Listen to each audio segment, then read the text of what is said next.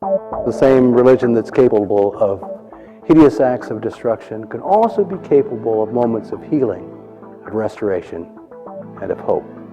But educate a girl, and you educate her entire family. There is a sun within every person. When that anger sets in, write it. Write the letters, but don't send them. You never want to leave concrete proof of insanity.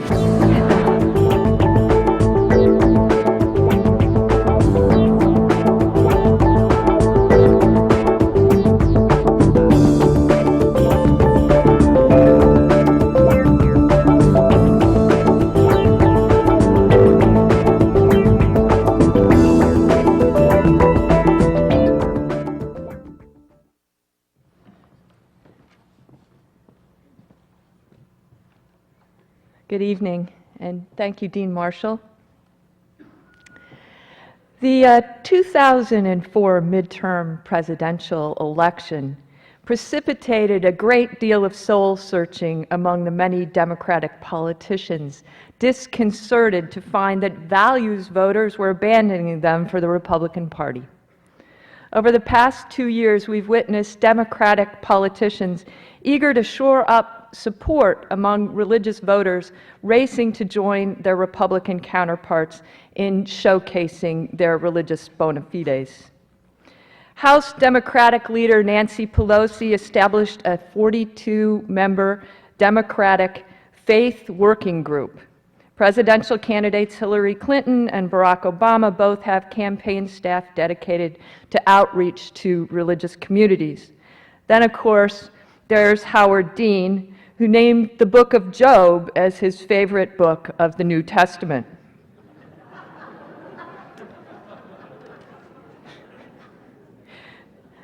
While the current glut of religion in politics may leave some secular skeptics desperate for less, I doubt that either of our debaters will argue for that tonight. Both are politically engaged public intellectuals with long-standing religious commitments, one Jewish and the other Catholic. There are a number of parallels in their life paths as well. Both pursued doctorates and have held academic appointments, but both ultimately rejected a traditional academic career as too constraining.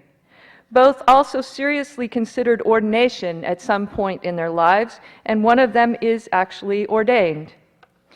Rabbi Lerner completed doctorates in philosophy at Berkeley and clinical psychology at the Wright Institute, and served as the executive director for the Institute for Labor and Mental Health for a number of years. Since 1986, his primary occupation has been as editor of Tikkun magazine, a bi-monthly Jewish critique of politics, culture, and society. It was there, in the wake of Michael Dukakis's defeat, that he first called on the left to embrace a politics of meaning. The vision he articulated was picked up by the Clintons during Bill Clinton's presidential campaign, and his alleged influence over Hillary Clinton became a point of controversy in the media in the mid-90s. He decided to pursue ordination later in life and now serves, among his many other roles, as the rabbi of Beit Tikkun Synagogue in the Bay Area. Michael Novak attended seminary during high school and college, entering the novitiate of the Fathers of the Holy Cross in 1951. After college and 2 years of study in Rome, he left the novitiate to pursue a vocation as a writer. He embarked on a PhD in philosophy at Harvard, took a teaching position at Stanford, and then left Stanford to assist Sergeant Shriver in his efforts to elect Democratic candidates to office. Since that time, he's served both Democratic and Republican administrations and now holds the George Frederick Jewett Chair at the American Enterprise Institute for Public Policy. Above all, however, both are prolific writers who've taken controversial positions both politically and in relation to their religious traditions. As a politically progressive Jewish individual, Rabbi Lerner has raised controversy within the Jewish community over his stand in favor of the rights of Palestinians, and among his progressive political allies for his continuing critique of the left's anti-religious biases. He's the author of numerous books, including most recently, The Left Hand of God, Taking Back Our Country from the Religious Right, which aims to undercut the alliance between the Republican Party and the religious right by urging the Democratic Party to champion a new progressive spiritual vision. Mr. Novak, who also started out on the left, broke ranks as his assessment of capitalism shifted in the early 70s to become a prominent neoconservative. In a series of books written since, he sought to foster creative dialogue between Catholic social thought and the classical tradition of Anglo-American liberalism. In his most recent book, Washington's God, Religion, Liberty, and the Father of Our Country, written with his daughter Jana, he argues that Washington was more religious than historians have recognized and adds to the debates over the role of faith in government. He disagreed with the Pope over the advisability of entering into the war in Iraq, gave a lecture on just war theory in Rome, and spoke with Vatican officials just prior to the invasion. So while the official topic of tonight's debate is religion in American politics, too much or too little, I suspect that the actual question debated will be, what kind of religion do we want or need more of in politics? And more deeply, what problem do we hope or expect that kind of religion to address? I'm pleased to say that our two debaters are well positioned to disagree on these deeper matters. In terms of format, each speaker will have 15 minutes for their opening statement and 5 minutes for their rebuttal. I'll provide each speaker with a 2-minute warning. We'll then have a 20-minute session in which I'll ask a series of questions, and each speaker will have 3 minutes to respond, followed by 15 minutes of questions from the audience. We ask that you use one of the 2 microphones in the front for questions. At the end of the question period, each speaker will have a 2-minute concluding statement, and after the debate, both Rabbi Lerner and Mr. Novak will sign copies of their books.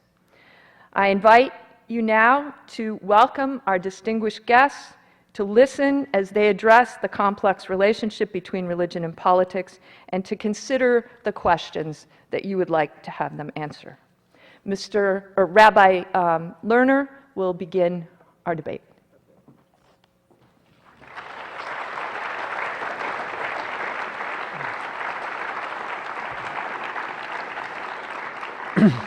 Thank you so much. It's wonderful to be here, to be in Santa Barbara again, to be at the university that has distinguished itself by its willingness to create a very serious and deep religious studies program here that's respected all over the world. And so it's an honor to be here. And also thank you so much to the Roop Foundation, to Arthur Roop and the foundation for creating this kind of discussion. I'm going to just jump in, and with 15 minutes, I'm going to talk as much as I can, as quickly as I can. The dominant religion in the United States is the religion of capital. It has no fear about being in the public arena. Its values and its faith have shaped every public institution. Its loyalty oaths command the allegiance of everyone who calls themselves a professional. It has shaped the universities and the school systems, and it controls the media. The religion of capital worships money, power, and fame. Its holy men are the people who have made it in one of these dimensions. When you look for wisdom, you're directed toward the corporate leaders who have managed to accumulate more money than anyone else. The Bill Gateses, the Soroses, the Warren Buffetts, the Donald Trumps, and you can name many more. They advertise themselves with their money and talk about the little guys who had to try to challenge them as self-promoters, because the self-promoters don't have money to buy big publicity outfits so they have to be self-promoting with their message. Religion of capital has its high priests who sing its praises from morning to evening in the well-funded think tanks of Washington, D.C. and elsewhere. It has its columnists, its editorial writers in every major newspaper, magazine, and television network. Its central belief is this: that which is real is that which can be measured or subject to empirical verification through our sense data or through extensions of our sense data. And the primary thing that allows us to understand the worth of anything is that which can be verified in this way most easily: money, power, and fame. Money is the core because it is easily measured and easily verified. And those who have power and fame usually have or soon get money. Our economics in this society are all based on this way of looking at the world. We take as the fundamental assumption about economics the following notion: that institutions or social practices, in order to be considered efficient, rational, or productive, must show that they maximize money, power, or fame, and the more they do so, the more efficient, productive, or rational they are deemed to be. When you ask economists what's the foundation for this view, they are quite astounded, because they're part of the religious system that worships these gods. They think it is obvious. When pushed, they say something like this: that money, power, and fame are what everyone wants, and that anything else that they want, say love or kindness or spiritual or ethical integrity, can't really be the subject of their inquiries, since these latter are only subjective goods which cannot be measured, it being obvious to them that the only things that can be called objective is that which can be measured or subject to empirical verification. So this is what it means to be in a religious system. When you're in it, its fundamental belief system is just obvious and not subject to any possible question. But why would I call this a religion? Because, like every other religion, its fundamental beliefs have no foundation except belief. Let's take the statement that that which can be known or can be considered objectively real is that which can be intersubjectively verified through sense data or measured. Now, what is the measurement or sense data verification for that statement? What is the measurement for the statement that productivity is to be defined in terms of accumulating money or power? There is no verification for these foundational statements because they are statements of a religious system. Now, I'm for giving this religious system the same rights as every other religious system, but I reject the view that being in that religious system is somehow being on a higher intellectual level of sophistication or morality than the other religious systems. It is a religious system, it has its own values and worldviews, and in the contemporary world, it dominates our public life, controls every major institution, and defines who and what is considered rational and productive. Given the ascendancy of this worldview in the last 200 years, and its total domination of public space in advanced industrial societies, and now increasingly in every society around the world, the traditional religions have found themselves having to locate themselves in relationship to the dominant religion. Almost all of them, certainly in the Western world at least, have found themselves split between two possible reactions. One, which you'll find for sure in Judaism and mainstream American Protestantism and Catholicism, is to cuddle up to the dominant religion and to find the many ways in which one's own religion really works well with the dominant religion. Now, as Western capitalism has had as its major themes in the past hundreds of years the goal of economic and political domination of the rest of the world, those who tend to cuddle up to the dominant religion and the subservient religions, like Christianity, Judaism, and Islam, emphasize themes like human beings are evil or have a tendency towards destructiveness. They can't be trusted to do anything but seek their own self-interests and to dominate others in order to advance their own needs.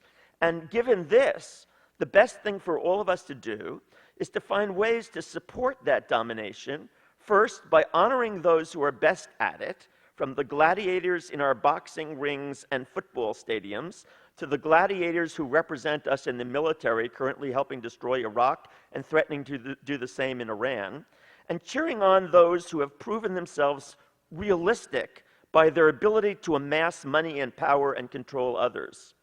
I call this perspective the right hand of God, because in Exodus it says, "Your right hand, God, your right hand is filled with power." People in this part of the religious world cheer on those parts of their religious texts that give foundation for the notion that domination of others is really a good thing, and what God wants is for us to be secure by achieving that domination, by accumulating money and power, and by defining every other path as unrealistic. The second tendency in the subservient religions, Christianity, Judaism, Islam, and so forth, is that of the left hand of God. The name of my current book, the last book that I've written, The Left Hand of God, and the view that God has a message of love and caring, kindness and generosity, that God really does believe, as said in Leviticus, that we must love the stranger, the other, the poor, the homeless, the immigrant, the landless, and that love has to manifest not only in an inner feeling, but as a central part of how we organize our economic and political systems. For those of us in the left hand of God tradition, the path to safety and security is through kindness, generosity, and finding ways to manifest our sense that everyone on the planet is equally a manifestation of God, created in God's image, and deserving of being treated as such.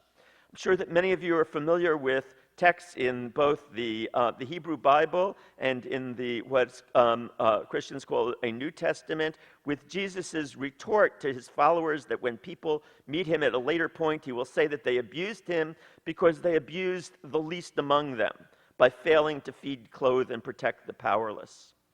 In my view, every existing denomination in Judaism and Christianity, at least, which is the ones that I'm more familiar with, not able to speak equally well about other religious traditions, that each of them has within them a strong right hand of God grouping and a left hand of God grouping. And in my view, the Catholics, Protestants, and Jews who share a right hand of God vision have more in common with each other than they have with the people in the left hand of God camp in their own religious traditions. That is, in their same denominations. They have less in common with people in their same denominations who come at the world or come to the world from a left hand of God perspective. Now, there's one more complicating factor here. While the right hand of God people are able to have a much more profound impact on the public sphere because they share more values with the dominant religion of capital than do the left hand of God people, they, like the left hand of God people, have by and large bought into the notion that the public sphere should be left to the religion of capital, either convinced by the reasons or by the power of those who shape the public discourse. But there's a real problem in the public sphere because the daily life experience of a very large number of people in that public sphere, as the dominant religion of capital has become more powerful, is that there is a crisis of spirit, what I call in my book a crisis of meaning or a spiritual crisis. Because although the values of money and power dominate, a growing number of people have found that the way that this society is organized does not meet their fundamental human needs, which are needs for love and kindness and generosity, and for a life connected to higher purpose, a purpose-driven life. And what I've shown in my book, The Left Hand of God, is that the society based on capitalist values not only can't meet these needs, but in fact is increasingly making it harder for people to find love and to find meaning. I'd be happy to explain why this is so in the Q&A period, though I documented based on my study of some 10,000 middle-income working people in American society that's been conducted by myself and colleagues over the course of the past 30 years. The short of it is that when you spend all day learning how to look out for number one and maximize the bottom line of money and power, you shape people who find increasingly difficult to sustain loving relationships and who find very little place for meaning in work. The crisis is so bad that people are desperate. They manifest that in alcoholism, in drug abuse, in TV abuse, in random violence, and much else. But also in seeking religions that will challenge the bottom line of the society or provide them at least with a refuge from it and a powerful alternative. And that is why evangelical Protestantism and Catholicism have grown so dramatically and are now challenging in some ways the sanctity of the public sphere and its religion, insisting instead that they should be able to introduce their own religion into the public sphere. The reaction of liberals has been, no, keep separation of church and state sacrosanct by keeping all religion and spirituality out of the public sphere. But this position makes no sense to the evangelicals and others on the religious right, at least not to those who recognize that the public sphere is already dominated by a religion, the religion of money and power. So these groups, representing right-wing sensibilities on the one hand, but also having it within them, often unarticulated but nevertheless real there, an anti-capitalist sensibility, on the other hand, have become attractive in part because they are the major alternative available to most people to the dominance of the religion and values of the capitalist order. And that, in fact, is what is so appealing to many people around the world about Islamic, Hindu, Jewish, and Christian fundamentalisms, precisely because they provide a language that is an alternative to that of the dominant religion that is increasingly powerful globally, even when they do it by appropriating some of the discourse of the right hand of God. So 2 minutes? Okay. So what is needed in the public sphere is not a return to the never-existing neutral public sphere, but rather an alternative to the dominant religion that doesn't require suspension of intellect or suspension of generosity of spirit towards those who are different from us. In short, what is needed is a spiritual left. And that is what I have sought to create with Sister Joan Chittister and Cornel West in creating the Network of Spiritual Progressives, an interfaith organization that includes people who are not religious or believers in God, as well as religious people, but all who have a spiritual consciousness and share our central call for a new bottom line.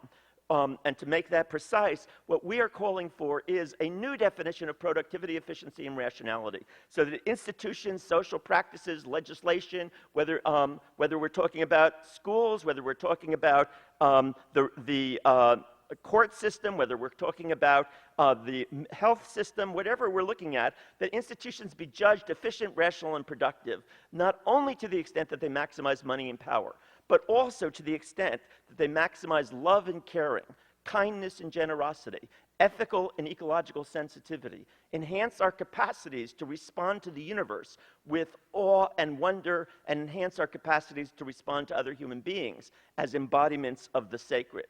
Well, with my 1 minute left, or 30 seconds, I want to say that this idea of a new bottom line, which is central to building a progressive spiritual vision in the public sphere, actually has concrete consequences. It's not just a slogan. And for one, I'd like to point out to you, and I will be handing out for people during our question and answer period a shortened version of this, but this ad appeared today in the full-page ad in the New York Times. It was put there by the Network of Spiritual Progressives, and its headline says, "An ethical way to end the war in Iraq. Generosity beats domination as a strategy for homeland security." It talks about the need for repentance in relationship to the war in Iraq. It talks about the need for a global Marshall Plan. In short, the idea of a new bottom line of love and caring is not simply a slogan, but it actually has very specific consequences for how to do politics. This is a different kind of vision for the public world. It is a vision of a place for religion, a place for spirituality in the public sphere, but it is a spirituality that transcends any particular religion because it unites all of the different religions, or at least the left-hand vision of the left hand of God vision in those religions. A world of love and caring is not an empty slogan. It is a vision for a very kind of different world, and a world that's absolutely fundamental for the possibility of survival of the human race in the 21st century. Thanks.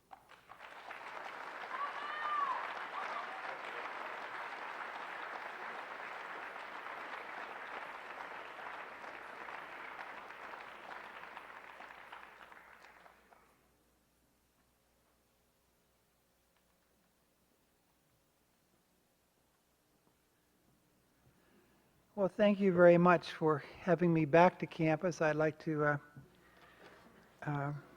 recall in beginning Walter Capps, who began inviting me down here in the late 1960s. I was teaching at Stanford, as Rabbi Lerner mentioned, and or Ann mentioned, and it was a great joy to come down here. There used to be a January intercession, a month-long special set of courses, and I did that at least twice, maybe 3 times, and came back later to lecture here, usually under his sponsorship, a number of other times. One thing I love about this part of the world is when I taught at Stanford, I had to get used to the fact that you start eating outdoors in the sun in February, and in March the swimming pools are opening up. And in April, my first April, I was very young, and the students in my seminar persuaded me to have class around the swimming pool, at Palo Alto swimming pool, which sounded plausible to me. And as I was starting, one of the young ladies was twirling a nose plug so, and it flew out of her hand and plopped into the pool, at which 3 of the young guys made as if to go retrieve it for her. And she said, "Stop." She said, "I want Professor Novak to do it." Now, as I say, I was quite young, and this impressed me a great deal. And I said, "Why me?" And she said, "Because nobody I know can dive down deeper, stay down longer, and come up drier." Now, I think it's a form of cruel and unusual punishment, actually 2 forms, to feed your speakers just before they're expected to speak, and secondly, to ask professors to speak for anything less than 50 minutes. I mean, you just don't even have thoughts that short. But as the Rabbi Lerner kept the rules, I'll do my best, and I just ask Ann to run it like a basketball game, and when the whistle blows, it's over. I'd like to make 3 basic points to begin with. First, I want to talk about a phrase of Jürgen Habermas, perhaps the best-known atheist philosopher in Europe, the end of the secular age. Second, I would like to talk about the American experience and something special about Judaism and Christianity in that experience. They're poor religions, they're often humble and broken religions, but they've had extraordinary importance that I want to talk about for freedom, for conscience. And last, I would like to talk about religion and politics at the founding, because if we're talking about is there too much religion or too little, let's use the founding period as one measurement.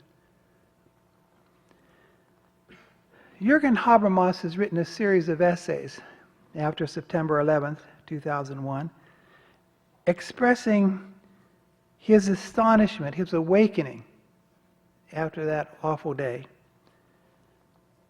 to the fact that atheists like himself were an island in a large and turbulent sea.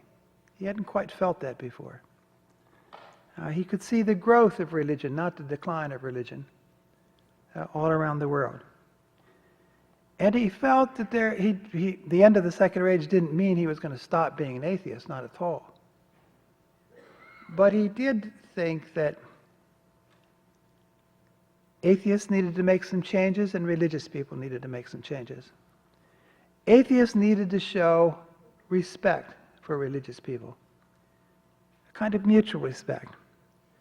To stop speaking of religious people as deluded or under illusion or poison or all the other dismissive things that secular people tend to say about religion, even calling themselves enlightened by contrast with the dark. Kind of built-in bigotry, I think, in his very self-description. And Habermas thought that. He also thought that atheists would need in this coming age to admit how many of their own principles they subtly derive from Judaism and Christianity. Fraternity for sure, but also liberty and equality in their modern understandings. that is liberty of conscience. And equality, that's not a Greek notion or a Roman notion. Plato and Aristotle thought inequality, even slavery, were natural. Many people have the souls of slaves, and they deserve to be slaves. And there are people of gold and people of silver who are capable of freedom. That notion is overturned by the penetration of Judaism and Christianity into the pagan world. For religious people, he thought it was important that they begin to appreciate the medicine, the prosperity, the political institutions of the modern, not entirely, but in good measure, secular period. And furthermore, in his debates with then Cardinal Ratzinger challenged him to a public debate on this. Ratzinger made the point that reason, especially in the form of common sense, not in the form of positivism of the sort that Rabbi Lerner was ably dispatching, reason is needed by religion to dispel the toxic effects of religion unaided, to temper it, to bring it a kind of wisdom, that it might not otherwise submit itself to a certain kind of criticism. So that's what Habermas meant by the end of the secular age. A new adjustment in the way secular and religious people think of one another, and a new conversation necessary if we are to survive. It's not as if the friends of liberty are vast in this world. They're rather few. And we're going to need everybody we can get to survive. Second heading I want to talk about is there's something special about Judaism and Christianity that's usually overlooked in the history of freedom. And what's special about them, let me put it this way. Judaism is the main teacher of our political values in the West. Practically all the statements of the founders of this country about politics come from the Jewish Testament. A few, given to God the things that are God and to Caesar the things that are Caesar, come from Christianity. But that's not even in contradiction with Judaism. So they're not one and the same, Judaism and Christianity. For instance, it's easy for Jews to distance themselves from Christianity, to reject it as not true, as false. It's not possible for Christians to have the same attitude toward Judaism, because one of the premises, one of the underpinnings of Christianity is its growth out of Judaism. There's an asymmetrical relation between them. But what I want to stress here, then, is that most of these concepts I want to talk about have their origins in Judaism, though they happen to be developed in this country by Christians.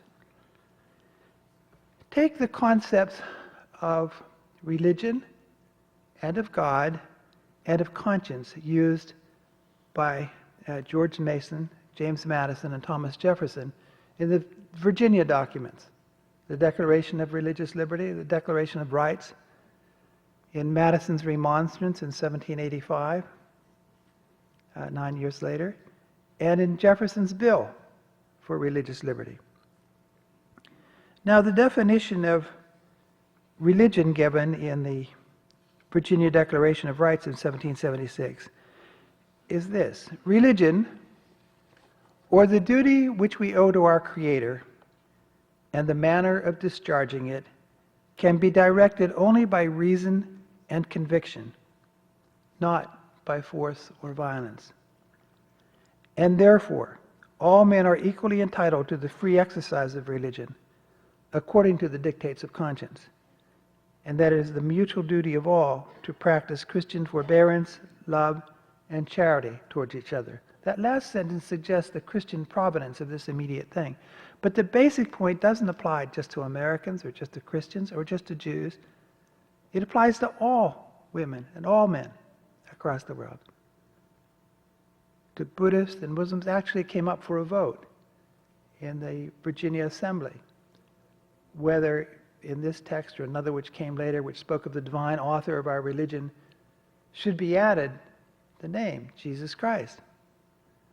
And it was voted down on the ground that it was clear enough as it stood, and that the principle they were arguing for went beyond Christians, went beyond Jews, was universal in bearing.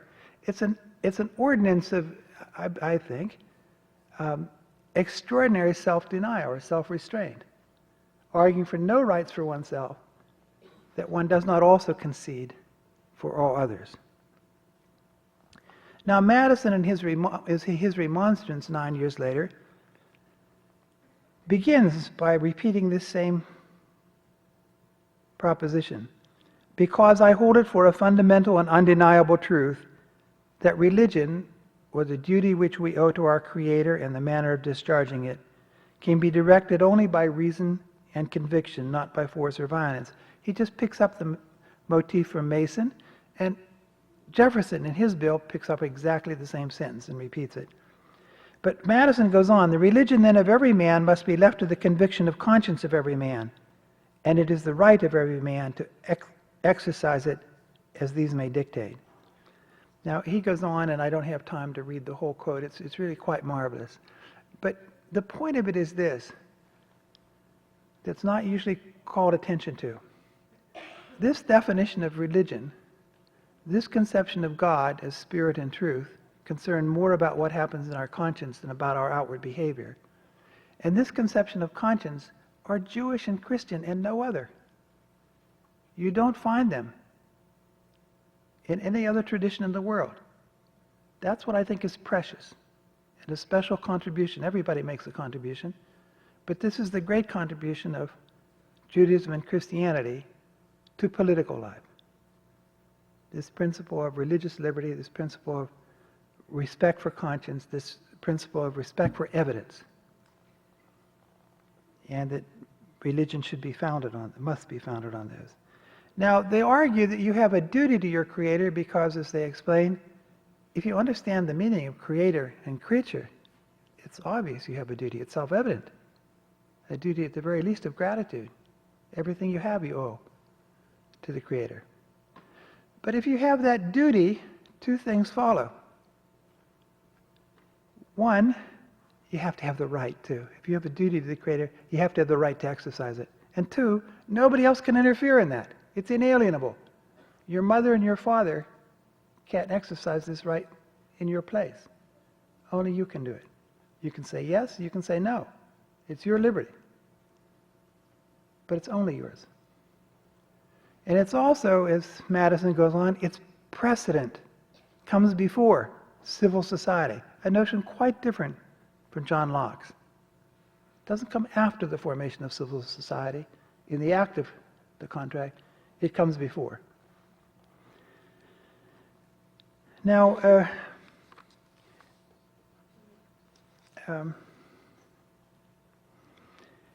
I'll come to the last part. Religion and politics at the founding. I can say only a few things about it in the time available. The largest church service in the United States during the Jefferson administration was held in the just completed U.S. Capitol building. Jefferson himself attended when he could, which was quite often, read prayer book under his arm.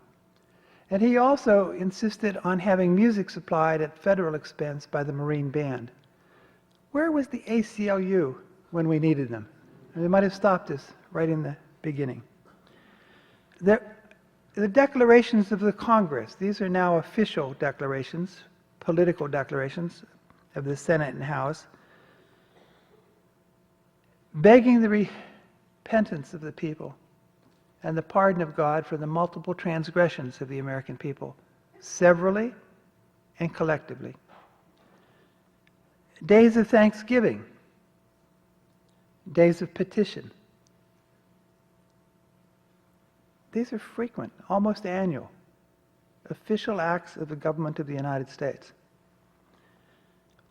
Third, Washington himself in his public prayers, both as general and as president, spoke often and frequently of the providence who interposes himself in human affairs. and who did so in our experience. This is not a theory, he argues implicitly. This is something we experienced in the recent war. And he frequently, during the war, cites vivid examples of how the breaks happened when they were needed for the Americans. They believed this something they hoped in. It was irrational to make war on the greatest army and the greatest navy in the world when you didn't even have an army or navy. You didn't even have a munitions factory on this side of the water. But they thought that the reason the Creator created the whole world is to extend his friendship to every woman and every man. And if it's friendship, as William Penn said, it has to be free. They must be free to accept or to reject this. He didn't want the friendship of slaves, spiritual slaves. Well, I'll just have to leave it there. I would say, if there were time, it is worth it to look at the words of the Battle Hymn of the Republic, sung by the Union Army, marching through the fields all over as they fought to preserve the Union and they fought to end slavery. And see what inspired them then, and the talks of Lincoln at that time. And then measure whether we have as much or too little religion in America by those standards. Thank you.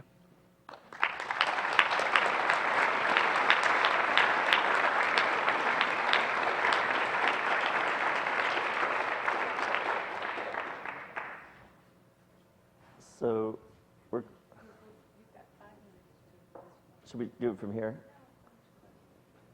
Okay. Well, here, I'll ask somebody to hand out these things while, if there's somebody in the audience who can, is there anybody who could pass this around to, these are copies of the thing in the ad in the New York Times today, with an opportunity for those of you who might be interested, since we're attempting to reprint this ad in newspapers around the country, particularly in the red states, and in congressional districts where people have not yet come to a clear understanding of the ethical tragedy of this war, to articulate a different language of opposition to the war that isn't just the language of the left, that it's a language that is a spiritual language that calls for a repentance, not just for, and talks about what will happen afterwards. Because from our standpoint, the United States should not be seeking simply to get out of Iraq, as though the liberal world wants detachment from the world. We've been too involved in the world, and we've only been bad in the world, and so forth, so we should get out of it. We are saying something quite different. We think that the United States has a positive role to play in the world, and we talk about a fundamental change in the paradigm of foreign policy, from a paradigm that says that homeland security comes through domination, to a paradigm that says, no, the best way to achieve homeland security is through generosity, through caring for other people. I hope that, I was listening, very impressed with the intelligence, the decency, the humility, the kindness of Michael Novak. And so it's hard for me actually to reconcile how he could also have been the person going to the Pope to argue against the Pope's denouncing the war in Iraq, and for championing what has been one of the not only greatest strategic errors in recent American history, but also one of the greatest moral errors in recent American history, and for all the account of the high values that were held by our founders. I'd love to have him explain what it was that was wrong in the original conceptions that makes it possible for a president and his administration to suspend the basic principles of the Constitution, to allow for torture in the name of the American public, and to do it, God forbid, as a desecration of God and everything, at least I believe in God, to do it in the name of God, to do it in the name of a religious vision, to present this as though this is what the Western religious traditions have come to is the kind of war that we're waging in Iraq, and the kind of torture and suspension of human rights, and the invasion of our own homes that we're reading about every single day now in the newspapers, or I don't know if they cover them here in Santa Barbara, but certainly in the national news, in the New York Times, you can get it. The destruction of civil liberties and so forth. What is it in the original conception that would lead to this reality? I hope that he'll address that more. I know that Arthur Roop was concerned that we don't have enough tension in these discussions, and there isn't a real debate. And I tried to start off giving as much as I could to raise Michael Novak's temperature a little bit, but I failed completely. So I'm hoping that maybe these remarks will satisfy Mr. Roop that being a little provocative. I do want to also say that I'm here to invite. I'm not here primarily to win an argument. I'm here to invite those of you in this community who think that there is something correct about what I've been talking about the notion of a progressive spiritual vision. And again, I emphasize, you can be a believer in God, or you can also be a spiritual person who doesn't believe in God or isn't part of a traditional religious community to be part of our network of spiritual progressives. But you understand that there's something in the spiritual vision of the world that is important and that needs to be introduced into the public discourse, and that is going to challenge realism, where from the standpoint of Judaism, God is the force of healing and transformation in the universe, the force that makes possible the transformation from that which is to that which ought to be. And hence, idolatry is being a realist. Idolatry is accepting that which is as your criterion for that which can be. And so it seems to me that most of the religious traditions of our country are full of idolatry, and they are Hellenists in drag. They accept the basic reality of capital as it stands, and the basic reality of power as it stands, and they try to fit in there. And this isn't a problem for conservatives; it's just as much a problem for liberals. And I watch with exceeding upset as I see the Democrats in Congress trying to maneuver so that they won't go too far towards a principle and stand with that principle, lest that there might be consequences for them in the next election. And I say the one thing that I have a lot of respect for in the right is their willingness to stand with their principles and lose by them. If you're not willing to lose for your principles, you will never actually win anything with your principles. So I'm arguing for a different kind of vision of politics, a non-pragmatic, non-utilitarian, a non-instrumental view of the world, a view of the world that recognizes humanity as the human beings all over the planet as equally valuable, and extending the good things in what Michael Novak talked about in terms of that American vision, extending that to the entire universe, extending that to every human being, to treat every human being as a fundamental embodiment of the sacred, and to respond to the universe, the physical world, not in a purely instrumental way, but to recognize, to respond with awe and wonder and radical amazement at the grandeur of creation. I believe that this is central for saving the planet in the 21st century. I think that you cannot get an ecological consciousness sufficient to make the kinds of transformations in the global economy that are necessary unless people have a fundamentally different attitude towards the universe that is not about, it's all there just for us to consume and take as much as I can get, and for me alone, and the world was just for me, and I try to get as much as I can for myself. This requires a different spiritual vision, not only a different politics, but a different spiritual vision. And the social transformation that's needed, which I believe is a fundamental transformation of our economic and political systems globally, requires a spiritual vision, what I call the globalization of spirit instead of the globalization of selfishness. That vision of a world that in which we can take seriously the possibility of love, of kindness, of generosity, to make our foreign policy based on generosity and not simply on what's in it for the United States and how much can we get. I want to see a candidate that gets up and says, not only God bless America, but also God bless every other people on this planet. I want to see a new vision that is articulated in politics. For those of you who think that there's something in that, come help us do that. Join our network of spiritual progressives. Help us get this ad reprinted in other places in the country. Become part of a movement, not just bemoaning what's happening, but becoming involved in transforming it. We need a chapter here in Santa Barbara. We've got thousands of people already in this movement. I hope you'll become part of it. Thanks.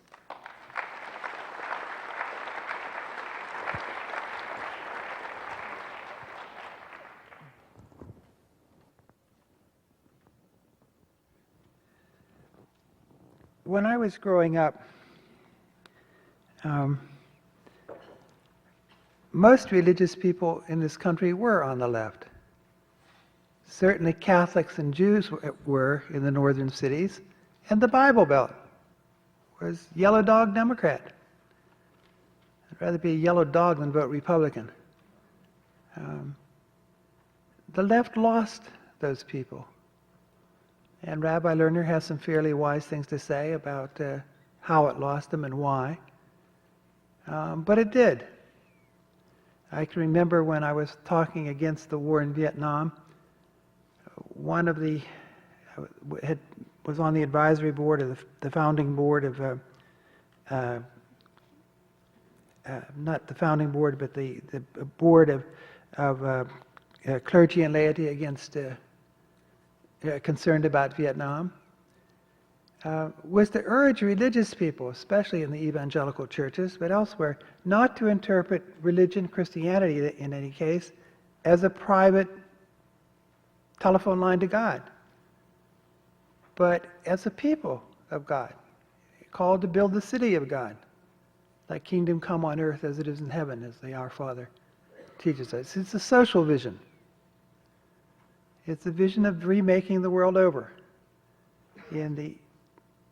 under the ideals which are names of God in the Jewish and Christian tradition. Truth, justice,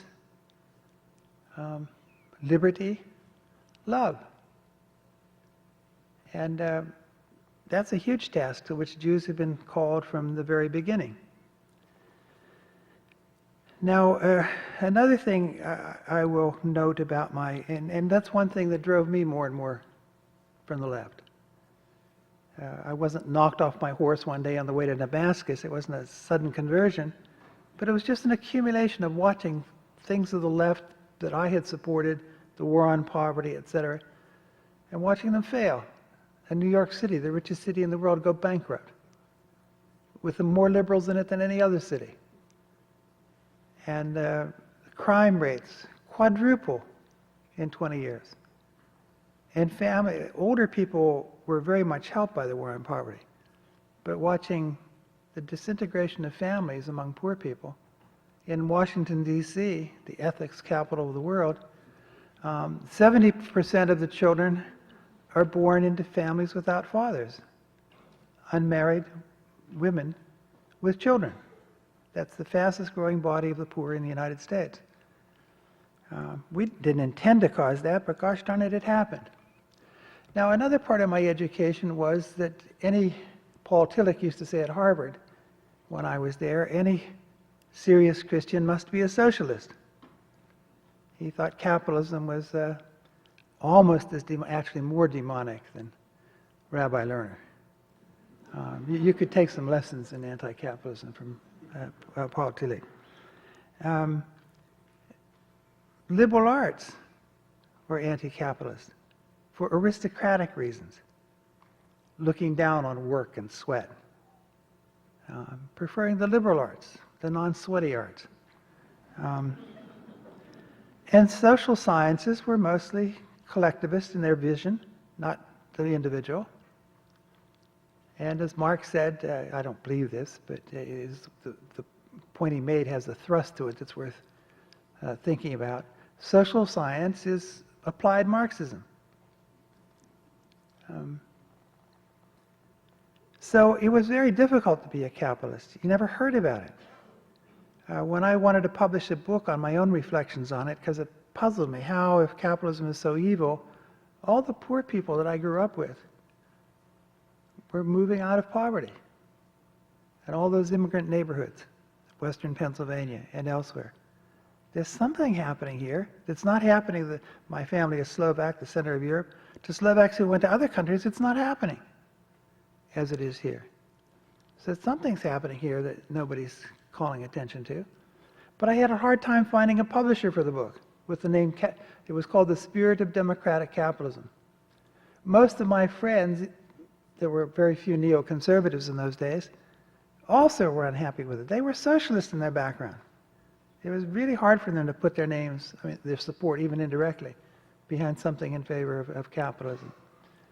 So I don't think there's anything easier than criticizing capitalism. I'm willing to bet that the vast majority of students here don't hear a lot of good about it. And they're, as I was, brought up to be anti-capitalist. I don't think that's difficult to criticize. As for Iraq, I served in the Human Rights Commission for 2 years in 81 and 82, President Reagan's appointee there in Geneva. And looking back on that, there were some very good things we did, but I often regret very much that we never spoke about abuses of human rights in the Muslim world, particularly the Arab world. Yet, the Arab Development Report, written by Arab scholars themselves, describes the lack of democracy, the changing of governments by assassination, or by birth, in monarchies, and the abuse of human rights all the time, by secret police, by religious police, and tortures of the most extraordinary sort. So what is it? Human rights are for everybody else except for Arabs or Muslims? Democracy is for everybody else but them? They also had great bodies of the world's poorest people, or very poor people. Though despite the great oil wealth, it wasn't coming through at the bottom edges of society. And where was the hope? Where was the opportunity? Where were the open horizons? That's why I thought it was very important to change the direction of that part of the world, to introduce hope and opportunity, the practice of human rights, the practice of democracy. You can only do that if people want to do it. You can't thrust it upon them. But I thought it was very important to change that direction. And I don't think the story's finished. There have been more articles and books written in the Arab world in the last 2 years, or 3 years, about democracy than in the whole history of that region. The ideas are there. And I believe people will look back on this period as one of great creative gain, even with all the losses and all the mistakes, all the faults that you want to mention. Well, that's at least my contribution to answering the questions, the good questions that Rabbi Lerner has brought up.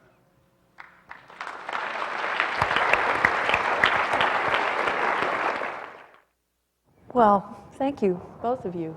I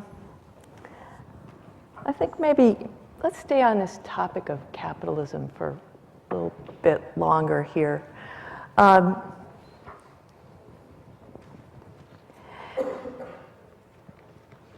For both of you, in your remarks, Rabbi Lerner, very forcefully talking about the religion of capitalism, clearly it's the central negative thing in the vision that you're spelling out, or at least it came across that way to me.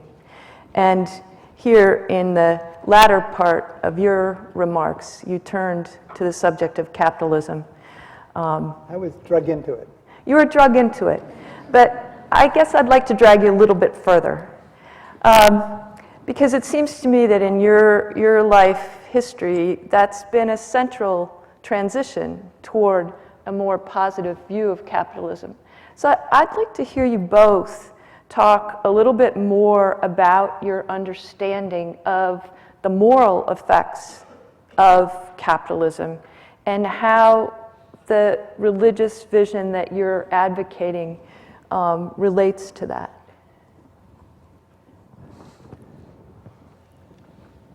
if you think back a while, David Landis, the historian of economics from MIT, has a wonderful book. I think it's called The Wealth and Poverty of Nations, in which he points out that up until about the year 1400, Chinese civilization, and above all Islamic civilization, had achieved a higher level in medicine, in mathematics, and in a number of areas. And then, quite suddenly, although it had been gestating for a long time, the part of the world in which Judaism and Christianity had the greatest impact started to shoot by it. And thinking back on that, he argues that, and he's not a believer, he describes himself as a secular man, that nonetheless, the teachings of Judaism, picked up by Christianity, one of the contributions that Christianity made is to make the God of Abraham, Isaac, and Jacob known all around the world, and the ethical teaching of the Jewish Testament. The teaching about the importance of work, the vocation to work, the goodness of work, so that wherever you are in society, high or low, to work is not, you shouldn't be ashamed of working. It's your vocation. And secondly, you have a vocation to create. Like the Creator, you have a vocation to invent, to discover, to make new things, to discover new sources of wealth. There was no oil fruitfully used in the Middle East until after 1909, when the British-American consortium dug the first oil wells there, having invented the piston engine in Cleveland and the process of refining crude oil into gasoline in western Pennsylvania, and conferred by that fact enormous wealth on that part of the world. In China and India, beginning about 1980, in the switch to capitalism in both countries, over 500 million people have been lifted out of poverty. It's the fastest and largest movement out of poverty in the history of the world. Asia used to be the poorest region of the world. It's no longer the poorest. It has jumped way ahead of Africa, which is now the poorest. In short, I came to realize that much as everybody despises capitalism, it's the best single method of helping the poor to rise out of poverty. It worked in this country. It works wherever it's tried. And I don't see it. Furthermore, one of the things it teaches is cooperation. One of the most extraordinary things about the United States is how well things work. For instance, I was in Atlanta once, and I needed to get a taxi from the hotel out to the airport. It's a pretty long way in Atlanta. And would there be a taxi available at 4 in the morning? You can count on it. I didn't believe it, but by golly, there was. And I asked the fellow why he did that. Nobody ordered him to do that. He just liked to avoid the traffic. And there are good fares, mostly going out to the airport. So he did this wonderful service for his own motives, but it was a very good human service. Nobody ordered it. It wasn't planned. It wasn't collectivized. But it happened. And things like that constantly happen in this country and in every country where capitalism is introduced. So I finally a system, I thought Rabbi Lerner was talking about a kind of positivism, measurement, mathematics. I find that more common in universities than in the business world, where human relations make up such a high part of the actual life of the corporation. Thank you. We don't live in the same world. I mean, we don't have the same facts about the world, so it's hard for me to, in a short while, try to challenge what everybody is taught. I mean, the notion that our universities are seething with anti-capitalism is wild from my perspective, completely wild. It was wild in the 60s. These were minority positions. To talk about anti-capitalism being popular, is there a single candidate for president now or any time in recent history that you could think in either of the major parties that would dare say that they were anti-capitalist? Ridiculous. They would be out of the running immediately. The notion that this is somehow a debated perspective in the public sphere is just no connection to any reality that I know of. So Similarly, in regard to what is going on in the world, let me just say that, and here I do document this in my book, The Left Hand of God. The work that I did was not in universities, but with middle-income working people. We interviewed over 10,000 people in groups that went for 8 weeks. So it wasn't like drive-by sociology where you talk to somebody for a few minutes, have them fill out a form, but we got to know people. And in the course of that, they went from talking about what they thought was the right answer, because most people, when they're asked by pollsters, what do you think about something, they don't think, what do I think? They think, what is the right answer here? What am I supposed to say to the pollster? But as we listened to people, we learned about their daily life experience. And of course, the central thing in most people's daily life is that they go to work. And in the world of work, they very quickly learn that there is a bottom line, that the bottom line is to maximize money and power for those who control those institutions, and that they will be out of a job if they can't show that either directly or at least indirectly that they contribute to the bottom line. With that comes a way of being in which people learn to value what the bottom line is there, and that is money, and it is power. In nonprofit institutions, sometimes it's also the egos of the people at the top. But for the profits sector, which is where most people work, it's money and power. As people come to see that that's the bottom line and that their future depends on their ability to represent themselves as contributing directly or indirectly to maximizing that bottom line, they learn the common sense of the world of work. And the common sense is this: nobody is here to look after you. Or me. I'm here to, if I don't watch my own back and protect myself, nobody else will. It's a dog-eat-dog world. It's a world in which looking out for number one is the common sense of the world and of the world of work. And as people told us this, they were telling us it and saying that this is how I've learned to look at other people, not because I'm a bad person, but because this is realism. This is the only possible way you can be in the world of work and survive here.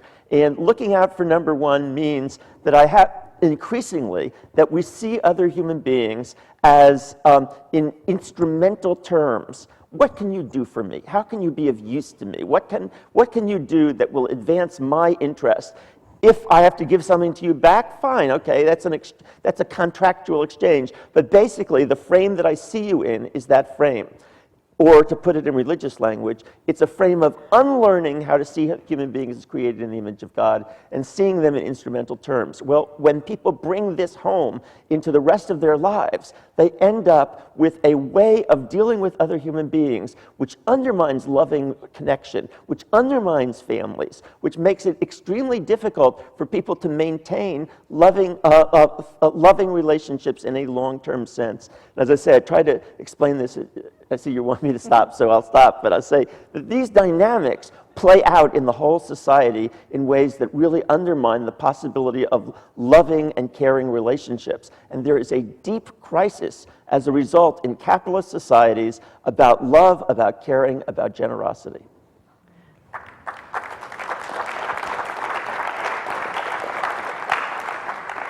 I'm going to ask a follow-up question that will allow you to elaborate on this a little bit more. I'm also going to try and keep you now to 2 minutes so we leave a little more time for questions from the audience. Sure, absolutely. The follow-up question has to do with core values. You guys can decide who wants to go first on this. But in your case, Rabbi Lerner, it strikes me that compassion is the central value that I've heard you talking about. And with you, Mr. Novak, I'm hearing liberty is a central value. And I'm wondering if you agree with my characterization of these as core values for each of you. And if you do, I'm wondering if you could tell us why you're taking that or some alternative as your core value, and how that may relate to the core values of your tradition, or in your case, to the research you've been doing. Why those core values? Mm-hmm. Well, first of all, I share a commitment to liberty and to freedom that Mr. Novak articulates, and that is a central contribution that I believe libertarians and conservatives make. And I'm very glad that they're in the conversation and continually raising those issues, because I think that none of the other things that I want are possible unless that is also part of the mix. But at the same time, I'm committed to love, caring, kindness, and generosity. That's how I would put my core values. Love, kindness,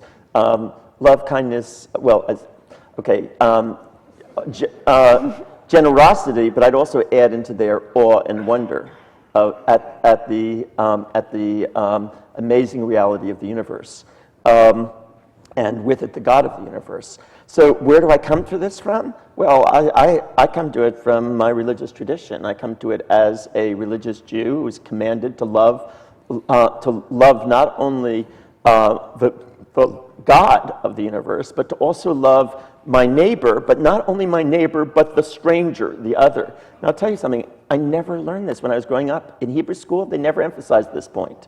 They never taught me about that. It was in the Bible, but I really didn't get that very strongly until I became an actual student of the Bible and in seminary, at the Jewish Theological Seminary where I was at. And that notion of that God commands that love was central to my religious thrust. And but it also became something that I realized was a value, and I agree with Mr. Novak entirely. It was a value that came from our tradition that has become part of, at least, of the larger discourse, and I'd say of the liberal and progressive traditions, that a lot of the liberal and progressive people in the planet, although they are atheist or secular in their consciousness, actually reflect religious values, and in my view, are more servants of God than many religious people who say these words but don't actually act as though they love and care the other. Well, I agree with you on this point, too, that, well, you didn't say this, but I take it from your life story. I don't know of any people in the world who sets a better example of giving, caring, generosity, and so forth than the Jewish community of this country and elsewhere. I mean, it's just quite extraordinary. And I frequently hold it up as a model for Christians. Well, we learned it from the Jewish people to begin with. But I think, Anne, your sense that I speak of liberty first is not quite right. I said friendship first. The reason God created the world is to offer his friendship. Now, this sounds strange. It sounds odd. When I said it once at AEI, one of my economist colleagues said, "You don't understand." He said, "The cockroaches are going to last a lot longer than human beings. When there are no more human beings, they're going to be cockroaches. So why not say the cockroaches are?" Well, God offered his friendship to every man and every woman. And that means also that for all together. I mean, it's a family. One thing the notion of the Creator does is it equalizes all of us. Everybody he has created. That's why I call the chapter my ideal vision in Universal Hunger for Liberty. That's why I call it Caritapolis, the city of love. Caritas is the unique kind of love that God exercises, not human beings. We aspire to it, but it's a gift from him when we get there. And it's from that flows the idea of liberty. Now, a coming colleague of mine at AEI, a professor at Syracuse where I used to teach, has just done a book on patterns of giving in the United States. And I think much to everybody's surprise, it turns out conservative people gave a lot more than progressive people. I think one of the most astonishing things about the United States is the extraordinary number of people who work in not-for-profit corporations and not-for-profit enterprises, including universities, cancer hospitals, and all kinds of other things, philanthropies and all kinds. I think it's almost a third of the working force. And second, the extraordinary generosity and help that we give to universities and that. There's nothing like this in Europe, where people contribute money to universities, where things are endowed, new programs are built and so forth, by the concern of private citizens for the future of the country. I mean, Tocqueville already mentioned this. When Americans do things for the common good, they always say it's in their own self-interest. They get more out of it than. But in fact, it's for the common good. And when you've got a country that teaches that it is in your interest to help the common good, you've really got something quite powerful, I think. So I think there's just a lot more good things going on here than are often noticed. Okay, thank you. My question has to do with the relation of religion, spirituality, and politics. And that is, both of you, when you talked about core values, said that in a great way they come from your faith traditions. And yet both of you have been in situations where you've been in tension with certain aspects of your tradition. We talked about the Palestinian issue, we talked about the Iraq War, certain issues in which the conservatives, neither the conservatives nor the liberals in America sort of neatly fit with any particular faith tradition as a whole. You mentioned both hands of God. To what extent does the two-party system or realities of American politics force religious people to basically adopt the platform of liberals or conservatives, regardless of where their faith tradition stands, and what should win there? Should it be your or our political allegiances with the way things are, or is it the role, or is someone in a faith tradition obligated to vocally disagree where they think their usual party of choice or usual side is sort of getting off on the wrong track? And that's the question, I guess.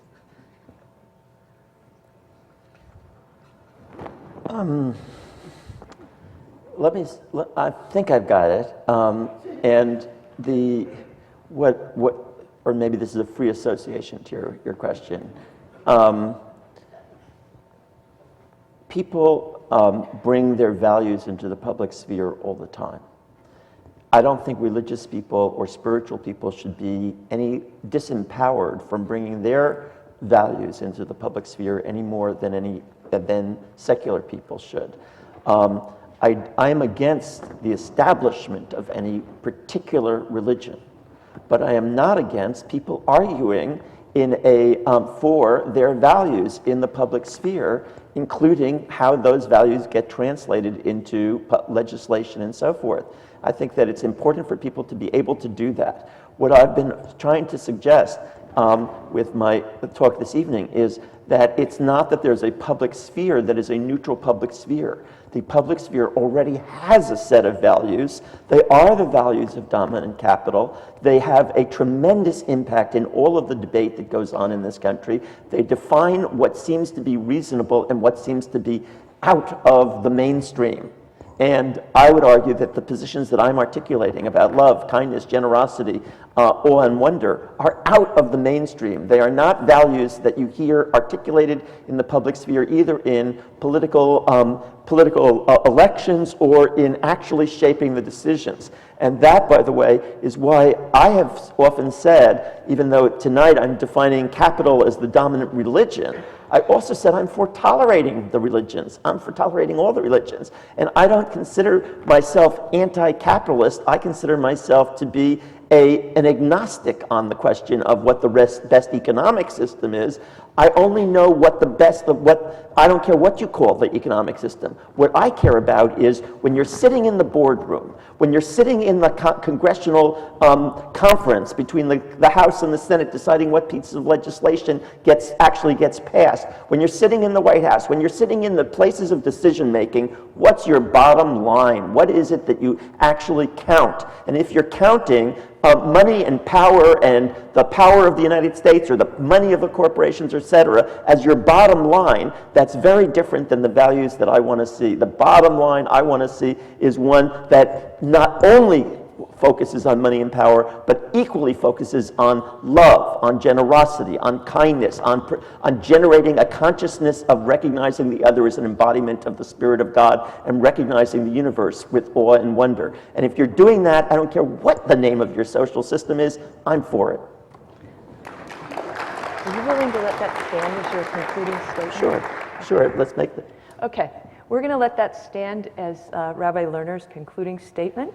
Quite eloquent one. And how about can you respond to the question in a general kind of way that really sums up your central points? Well, I agree that the poor of the world are a major duty. I mean, when Adam Smith wrote The Nature and Cause of the Wealth of Nations, a historian in a British newspaper commented that of the 750 million people, as I recall the numbers, present on Earth at that time, about 38 million were living in relative political liberty. And the vast majority were extremely poor. In France, they were soon to be known as les miserables. And that was one of the more developed countries of the world. Since then, we've come to a point where 2/3 of the Earth, 4 billion out of 6-point-something billion, are living by all historical standards with greater medical care, greater longevity, and greater affluence and opportunity to do things, universities, etc., than ever before in history. And we still have a third to go. In other words, we're not at the end of the vision yet that we set before. And that duty is incumbent on us because Judaism said that true religion is to care for the widow and the orphan. And Christianity talked about visiting the sick and the prisoners and feeding the hungry and so forth. And humanists. Richard Rorty says that his most important theme is compassion, and looked at from the other side, solidarity. And he recognizes quite freely that these he borrowed from Christianity and Judaism. They don't come from the Greeks or the Romans, or directly from the Enlightenment. But he says you borrow where you can. It's part of the Enlightenment to borrow where you can. And those are humanists also have these virtues of caring. So there is something there to begin working with. Then we may have disagreements about what the world of reality is if you talk in 5-minute segments. But these questions are resolvable. There's a whole empirical record on them. And we can knock down one another's sources or records, whatever you want, but you can reach, if you're willing to sit with a case of brandy and drink enough of it slowly, you can achieve disagreement, which is the hardest thing to attain in the world. Most disagreements are not disagreements, they're just misunderstandings. To achieve real disagreement where you finally see what it is the other person holds that you don't hold is a long bit of work. Now, I also agree with Rabbi Lerner on this last proposition, that there is a values crisis, and I put it this way. And I think I may have been the first to write about this in public life, talking about 30 years ago or so. We spent the first part of the 20th century fighting off a great political threat, which said democracy is doomed. Democracy is talk, it does nothing. The path of the future is dictatorship. And we fought that off successfully because of the horrors that dictatorship brought about. And the world learned that democracy is a very bad system, but compare it to the alternative, it's better. And the economic system, I don't want to repeat myself, is doing better than the economic systems have ever done in the past. But where we've fallen down is in the fight against communism and socialism and against Nazism, we forgot the source of our own values. And we forgot to think through the way our values ought to penetrate everything. Business schools do talk a lot about the bottom line. But that's not what business lives by. Business will not live unless there are decent and good relationships among its people. Any firm that seeks just power and wealth is going to go out of business.